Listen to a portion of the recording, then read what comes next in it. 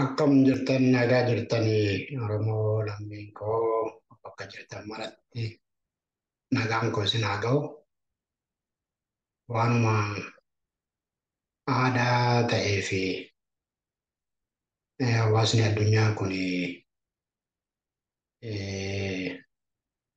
gaafa walitti dhiyaatu gaafa walitti ba'u nagaa wal gaafatuuf nagaa waliin jechaa jirra malee akka sabaatitti akka Oromootitti nagaan iganurraa fagaate bubbulee jira. Maalumaafuu akkam jirtan nagaa jirtan jechuun barbaadaa. Warri lubbuun hafee lubbuun jiraatee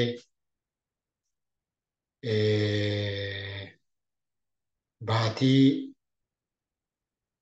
kabajamaa baatii fulbaana baatii Oromoon ba'ee waaqa isaa galateeffatu waaqa isaa itti kadhatu galata waaqaa itti galchu baatii fulbaanaa ayyaanni irreechaa itti kabajamuun Oromoo bara dhagattiin isiniin ga'een jedha. Oromoon addunyaa mararratti waan harkaa qabu keessummeessaa jira. Gaddas gadadoos aadaa ofiitis wal faana waan deemu waan ta'eef irreessa isaas irreeffachaa jira. Dugugga sanyii irratti gaggeeffamaa jirus akka dhufaatii isaatitti simachaa jira.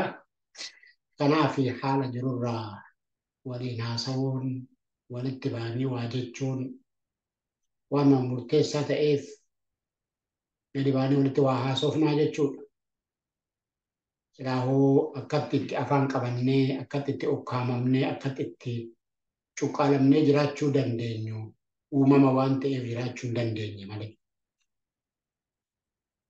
Kanaafuu ammallee kanas ba'e bagattiin isin geessan jechuuf odoo hin taane uummata Oromoo dugugga sanyii irratti gaggeeffamaa jiru duulli kallattii hundaan itti banamee buqqifamaa ajjeefamaa jiru haatee immoo kaleessa kana giddaa ayyaanatti guyyaa lamaan kana jechuudha. Kaleessas dheengaddas dubbiin dheengaddarraa kaate giddaa ayyaanatti ta'e kanarraa waanuma xiqqoo jechuu barbaade.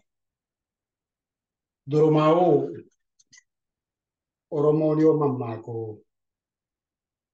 abbaan qabnee harreedhaan irra garmaamuu jedha. Dhugaadha.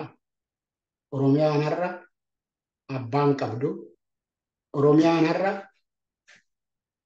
namni iggitetti godhu hin jiru. Namni qaamni daangaa ishii tiksu hin jiru. Nageenya uummata isaa wabii uummata isaa eegu hin jiru.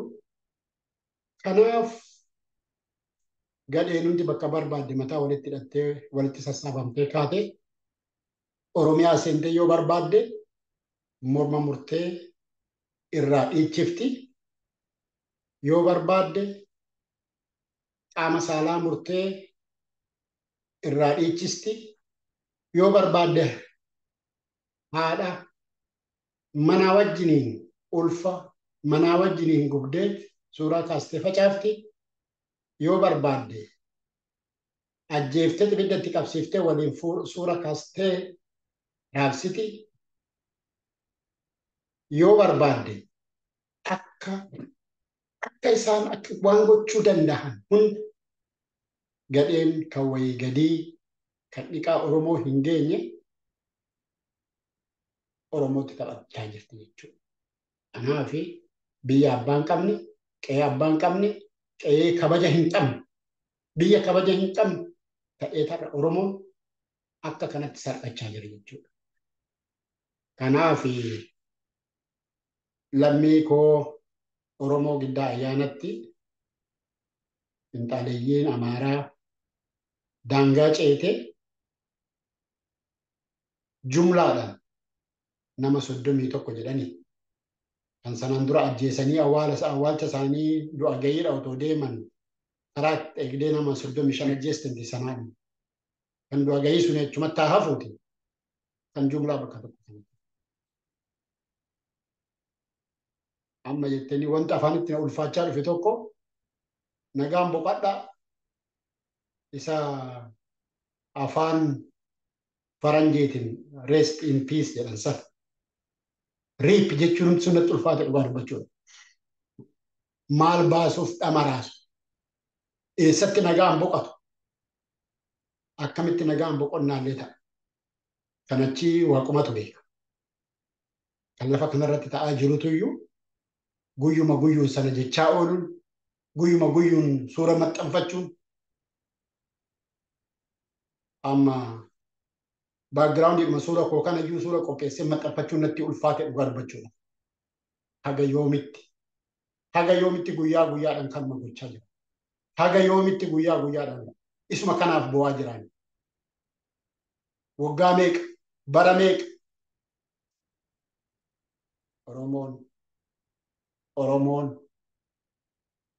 Oromoon bara meeqa ofirratti ilaalla duguggaa sanyii kana.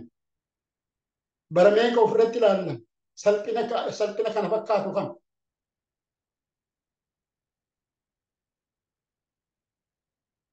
Otoo akka jiraanne otoo qeen keenya abbaa qabaate kun hundumti nurra hin ga'u ture. Jalqabarraa kaastee finxaaleeyyiin Amaaraa Oromiyaa keessa seentee akka barbaadde Amaaraa lafarraa dugugdetti Oromoodha jettee addunyaa irratti Oromoo saaqilta, addunyaa irratti Oromoo salphiste. Achumaan qe'ee Oromootirra deemtee Oromoo qalaa Oromoo ajjeesaa Oromoo morma muraati akka barbaadde. Kara hundaan miidhan. Kara hundaan salphan.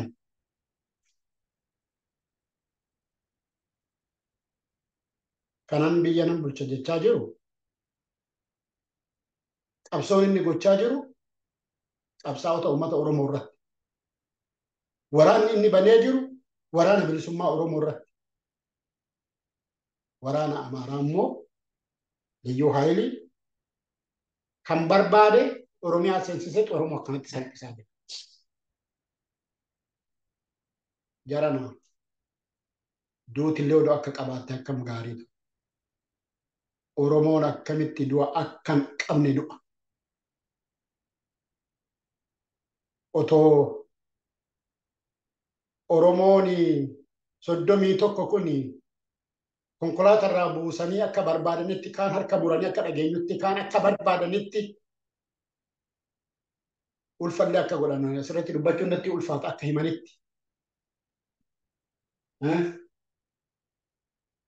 Kan taanetti beekun otoo lolatee du'e otoo du'a seenaa qabu du'e innaan guddaan jaartiin hoo jedhee ka'ee diina kana ofirraa lole daangaa of eeggate du'a seenaa qabu.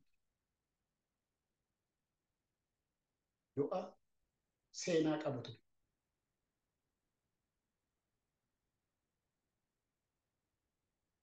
Bara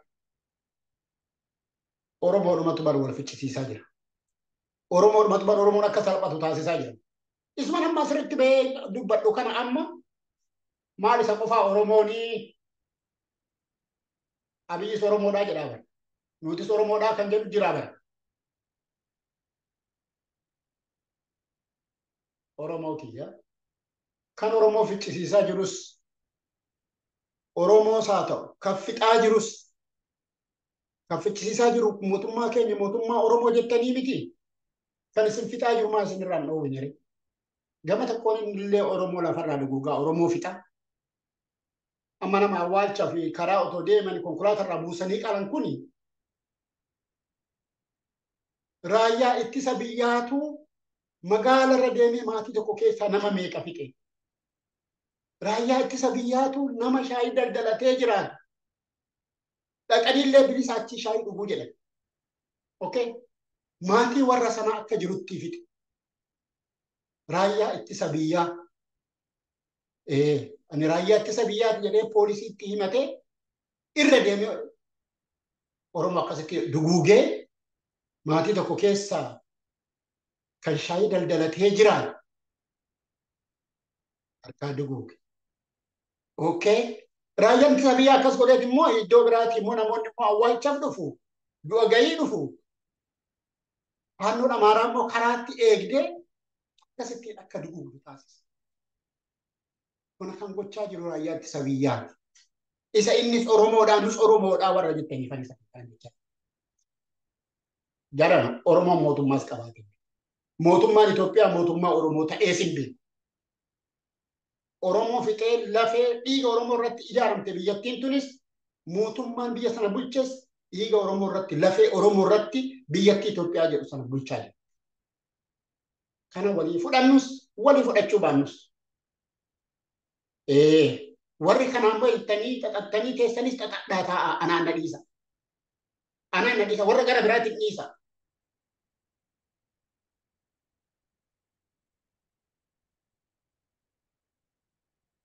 Gama tokkoon araara jecha gama tokkoon Oromoo akkanitti lafarraa guugsisaa.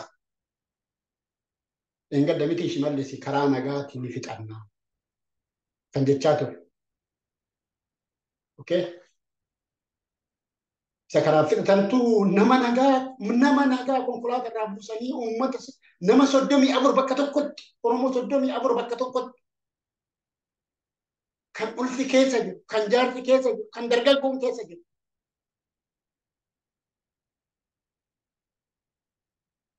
Kun salphina akka qaba. Kuni salphina akka qaba. Kanaaf Oromoon hamma wabii hin qabnetti Oromoo hamma wabii hin qabnetti wal bira dhaabbadhu. Wabii waliif ta'e lafarraa haxaawamaa jirra, duguugamaa jirra. Kanaaf immoo argaa jirra. Torban tokko immoo torban lamaan duraa bara. Lola maaliif sirna kana hin diigne maaliif Tigraay lafarraa hin duguugnee dhaani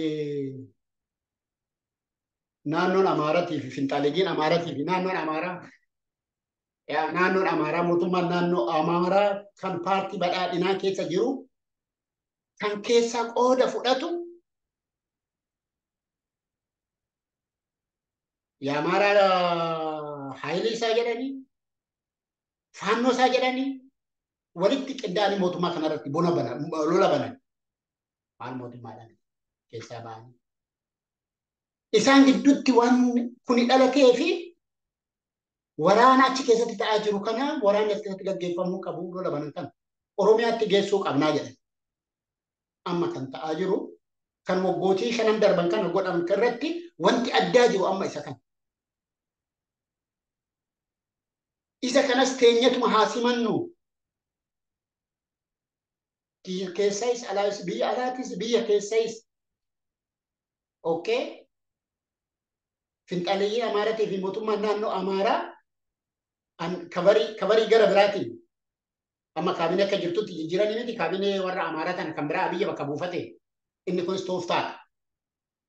Tooftaadha. Kunis amma isaan irraan dhiibbaa gochuu hookaa finxaaleeyyii tana lolanii achi Amaaraa keessa baasuuf odoo hin taane haala jiru jijjiiruu maaliif sammuu namaa akka jijjiiru sammuu namaa jijjiiruudhaaf jechuudha. Bakka wal jijjiiraa jiran malee pirezidantii duraanii kaasanii pirezidantii biraa kaabinee kaasanii kaabinee haaraa Amaaraa keessatti muuduu jechuun jijjiirama addaa hin fide kan jedhu Oromoon yaaduun isarra hin jiraatu. Isa lola amma achi keessatti lola akka addaatti ta'e sana Oromiyaa keessa geessineet Oromiyaa fi Finfinnee marsinee lollaa jechaa. Kan ta'aa jirus amma isa kana kaaba shawaatti waan ta'aa jiru argitaniif karrayyootti waan ta'aa jiru argitaniif duguuggan sanyii amma giddaa ayyaanatti gaggeeffame kuni qaama sana dura irra deemiti kan barbaade lafarraa duguugii jedhame raayyaan ittisa biyyaati maqaa raayyaa ittisa biyyaati warra naannoo sana keessa jiru Oromoodha fixanii Oromoon immoo gaafa sana awwaala bahaa yookaan immoo mormii wayii bahaa gaafa akkas godhu immoo bakka tokkotti jumlaa duguugii akka kanattiin duguugame akka kanattiin ajjeefame lammiin koo kaleessa giddaa ayyaanaatti.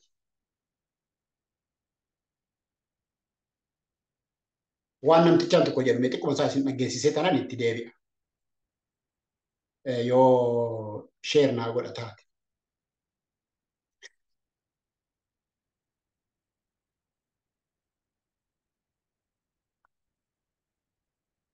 dhaggeeffadha waan namtichaan kun jedhu. አትሽል ይላል ሐረርም የታጠቀው ኃይል ከአማራ ክልል ይውጣል። ከአማራ ክልል ሲወጣ ምን ያገኛል? ጦርነቱም ወደ ሌሎች ክልሎች የታጠቀ ኃይል ከአማራ ክልል ይውጣ። የታጠቀው ኃይል ሂደቶኒ ሂደተኒ አመናኖ አማራ keessatti mootummaa kana wajjin wallolaa jirani naannoo amaaraa keessatti loluun qaban amma lolli amma naannoo amaaraatii fi finxaaliyyii fi mootummaa wajjin mootummaa ofiin jedhu kana wajjin jiru kun amma lolli amaaraa keessatti ta'uu hin qabu. Lolli kan ta'uun isarra jiraatu amma ኦሮሚyaa keessatti ta'uudha qaba. sababa ማዛመድ አስፈላጊነቱ አንደኛ የአማራን ህዝብ ፖለቲካዊ፣ ማህበራዊና ኢኮኖሚያዊ ምስቅልቅል ወደ ሌሎች ክልሎች ምስቅልቅሉ እንዲሻገር እናደርገውና የምስቅልቅሉን አስከፊነት እነሱም እንዲረዱትና ለሰላም እንዲሰብኩ እናደርጋቸዋለን። ኦኮራ ካሰኒ ጅሩ ኦኮራ አማራ ከሰ ጅሩ kan dinagdee isaa ta'u kan siyaasaa isaa ta'u okkorri kun lafa keenya keessatti laala gaafa akkas jedhu namtichi kun biyya ofii lafa ofii tika iggitetti gochaa jira. Lafa isaarratti maaliif okkorri ta'a? Namni isaanii maaliif lafa isaanii irratti hawaasni isaanii maaliif godhu? Zen lola kana eessa geessuu qabnaa? Lafa Oromoo daangaa Oromoo cabsinee daangaa kan eegu hin jiru mammaaksa sila mammaake sana isa sana cabsinee seenna achi keessatti lola goonaa karaa waldaan keessan hundaan cabsanii seenanii lafti lolli itti ta'u hidhattoonni amaaraa kun lafti lolli itti ta'u Oromiyaa keessa ta'uudha qaba. Sababni isaatis jira gaafa isaaniin okkora achi keessa galchine tokkoffaa rakkoon naannoo keenya keessa jiru kun isaanitti akka dhaga'amu ta'e qabsoo keenyaaf tumsa akka nuu ta'u taasisan. Mootummaa irratti dhiibbaa godhu zen okkora isaan keessatti ta'u kuni Oromiyaa keessatti yoo ta'u Oromoon garagalee mootummaa kanaan lola. Akka jechuuti jechuudha. Oromoon kaleessa sar'as mootummaan kun kan kooti jedhee ittiin buleen beeku. Garuu inni kun tooftaa ittiin lafa Oromoo qabatan, Oromoo ittiin lafarraa duguugan, lolli kunillee magaala isaanii biyya isaaniitti irra ta'u irra dhaqneet Oromiyaa keessatti lolla, Oromiyaa keessatti mootummaa kana dadhabsiifne lafallee jechuun qabannaa. Maal jechuudha? የአማራን ምስቅልቅል እንውጣ፣ ሌሎች ክልሎችን ምስቅልቅል ውስጥ ይግቡ። ከዚያ በኋላ የኛ አጋሮች እንዲሆኑ ምስቅልቅሉ ምን ያህል አስከፊ እንደሆነ ልጆች እንደሚመጡ ሀብት ንብረት እንደሚወድም የሰላም ኑሮ መኖር እንደማንችል እናይበታለን። ስለዚህ ይሄ ነው አንደኛው። ጀርኩን ላላ አከ ኦሮሞን ብየ ነጋ ቀባቴ ጅራቱት ወጉቲ ሸነን ከነ ኦሮሚያ keessatti waan amma jedhu kana kan gochaa jiraachaa isaanii namni kun mataan isaa ragaa dhaba. Biyya alaa kana nama akka namicha kanaa faadha qindeessee horii asii biyyatti gadi ergaa Oromiyaa keessatti faannoo ijaaree kan Oromoo ajjeesisaa ture, sanyii duguugsisaa ture, waaqee Oromoo jedhama. Tigraay barii Tigraay buqqa'ee, Tigraay uummata miiliyoona amma kanaatu buqqa'ee, qabeenya amma kanaatu diigame. Kan giddaa ayyaanaa qofaatti ta'e finxaaleeyyii Amaaraatiif mootummaa kanaan otoo qaamni seeran gabaasu, qaamni seeran addunyaatti dhiyeessu akka lammii Tigraay yookaan hayyoota Tigraay yookaan aktivistoota Tigraay odoo kan dhiyeessu jiraate kan Oromiyaa bakka biraa dhiisa. Innumti Wallaggaa bahaatti ta'e kun isa Tigraayin ta'e caala buqqa'is, ajjechan, sanyii duguugan, mana keessa gubuun sa'aan illee otoo hin hafin. Sa'aan namni illee otoo hin hafin. Finxaaleeyyiin Amaaraatu kan gootu.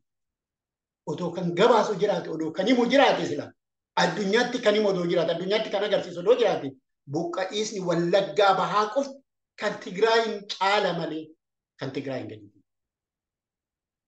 Misqilqilii har'a nutti himan kana waggaa shanan kana Oromoon keessa jiraate gochaa dhuma ture. gochaadhuma turan. ይሄ ይጠቅመናል። ከዛ እንውጣ ከምስቅልቅሉ ለመዳን።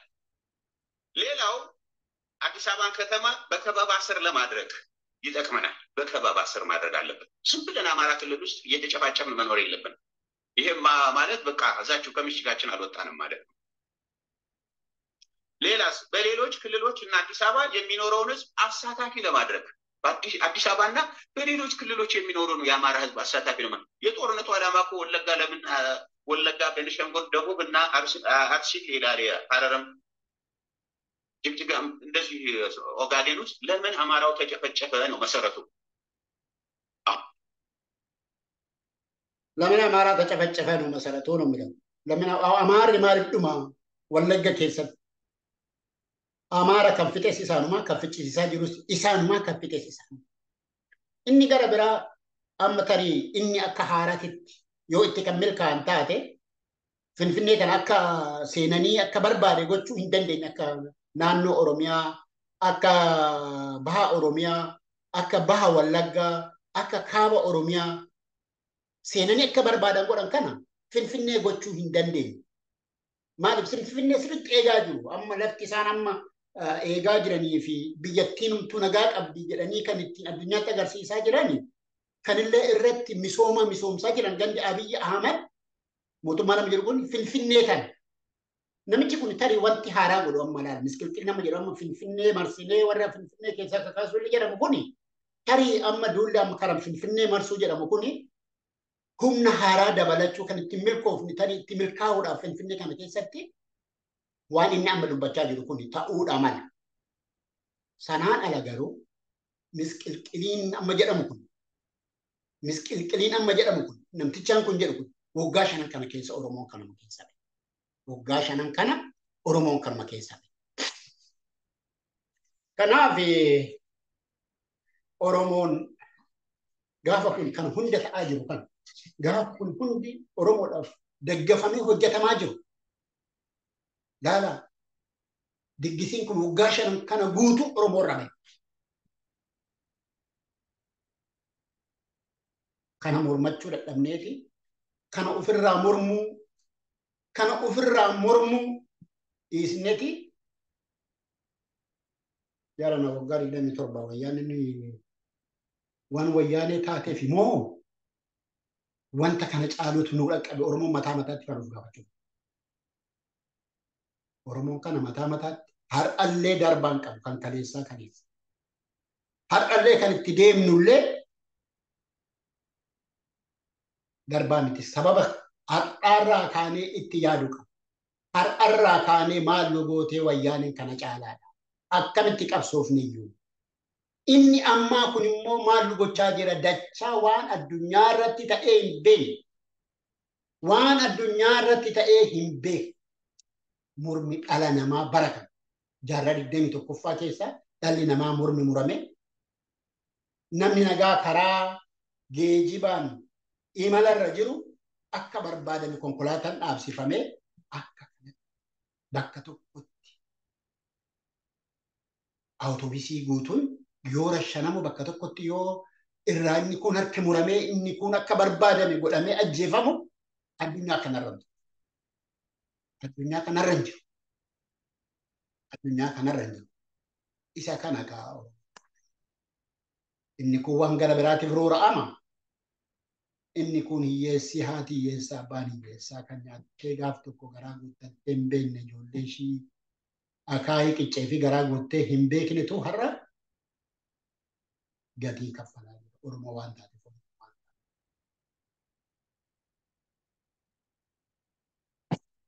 Kanaaf kan darbe itti yaaddu moo dhumaatuma qabsoo Oromoo tana keessa jiran gidirfamaatuma goo qabsoo Oromoo tana keessa jiran. Shimallis gaafatti tole achi gadi as baheeti nagaa buufna.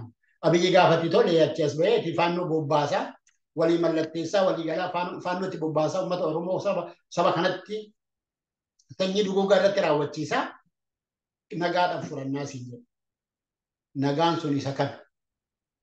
Eeguma nagaa jedhame asii kaleessa moo dheengaddaa bar kara nagaa furannaa jedhee miti tole kara nagaa furanne Oromoon maal ta'aa jira? Nagaa san Oromootu didee nagaa isaan jedha sana araara isaan jedha sana Oromootu didee gaaffiin Oromoo maaltu? Gaaffiin Oromoo baru akkanatti finxaaleeyyiin kaabaa dhuftu tuni Oromoo jaarraa tokkoo fi walakkaadhaa ol lafarraa duguugaa jiraattee narraa haa ka'uudhaaf. Inni kun narraa haa dhaabbatuudhaaf. Isa kana nutti haaromsa. Kan jaarraa 19ffaa Oromoo irratti ta'e sana sirni haasotaa Oromoo irratti ta'e sana amma haaromee laal gaafa sana bari meeshaa duubatti hafaadhaan ture.